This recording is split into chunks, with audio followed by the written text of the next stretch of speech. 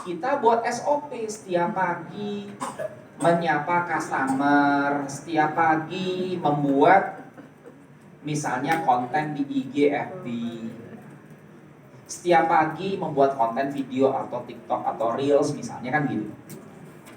Kalau ada tamu atau ada customer, dia menyapa terus kemudian menerangkan apa yang dibutuhkan, mencatat dan lain sebagainya kan itu kan. Sampai terjadi closing kan. Nah, kalau ada job desk baru kita bisa nyusun SOP.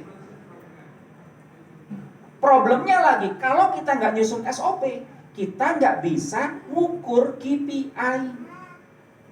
Jadi kita nggak ngerti dia kerjanya bener apa enggak. Nah kan, baru ngerti.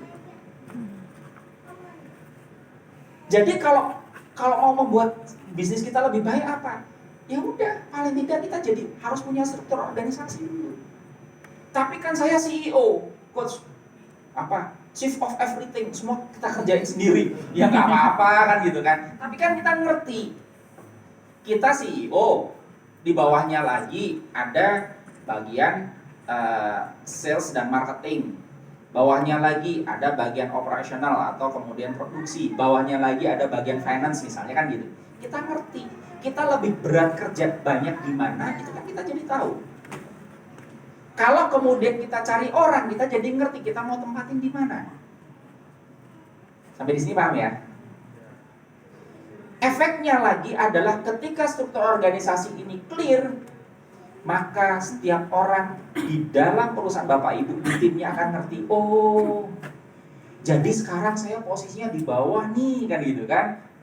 Saya jadi OB nih, kalau saya berprestasi bisa nggak Pak? Saya nanti jadi bantuin jadi teknisi boleh. Kamu sekarang OB yang bagus, nanti kamu sambil belajar biar jadi teknisi. Pak, saya udah teknisi Pak, saya sekarang juga bisa mimpin teman-teman. Kita lihat prestasinya, oh bagus. Pak, saya bisa naik promosi nggak? Bisa. Kemana? Kepala teknisi. Begitu jadi kepala teknisi, jadi apa? Pak, saya kan jadi kepala teknisi, saya bisa naik jabatan lagi nggak? Bisa. Kamu jadi apa? Kepala bengkel misalnya. Kepala bengkel bisa naik jabatan lagi nggak? Bisa kan gitu kan. Kamu naik jadi seperti ini, pegang beberapa bengkel misalnya.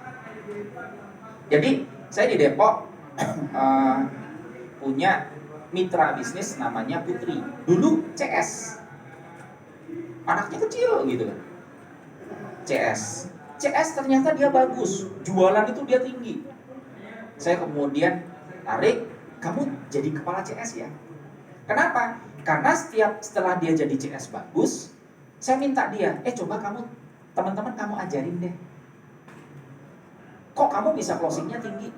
Jadi saya siapin laptop, saya siapin proyektor, dia presentasi sama teman-temannya. Ini loh cara saya bisa closing banyak itu seperti ini. Dia tunjukin caranya. Chat WhatsApp-nya itu ditunjukin. Yang ngajarin siapa berarti? Dia, bukan lagi saya. Ternyata teman-temannya begitu belajar. Ini salah satu, kalau customer itu udah hot nih. Ini bisa di closing. Kalau ini jangan keburu-buru di closing, nanti orangnya kabur gitu kan. Wah, udah. Kamu jadi head CS deh. Jadi HCS ternyata dia bagus. Saya minta dia untuk kemudian naik level lagi jadi super team. Jadi super team dia bagus. Saya minta dia jadi asisten direktur. Saya minta ngerjain. Ternyata jadi asisten direktur dia bagus. Saya kemudian percayakan satu unit bisnis sama dia. Nah, sekarang jadi mitra bisnis. Jadi jenjang itu kelihatan. Seseorang kenapa semangat? Karena dia tahu kalau gua pertahankan perusahaan ini, kalau saya berjuang semangat sekuat tenaga di bisnis ini, saya bisa akan achieve seperti apa. Karena setiap orang punya cita-cita Bapak Ibu. Jadi kita nggak bisa ngomong, wah kita harus sukses, wah kita harus berhasil gitu. Tapi ownernya sendiri nggak punya bayangan setahun ke depan mau seperti apa, 2 tahun ke depan seperti apa. Bahkan akhirnya kan jadi paham. Kenapa kita jadi susah cari orang, kita bingung ukur orang. Lah, struktur organisasinya aja nggak ada. Padahal dari struktur organisasi jadi bisa buat job desk, dari job desk bisa buat SOP, dari SOP bisa buat KPI, KPI bisa buat ngukur ini orang layak dalam tim kita atau tidak.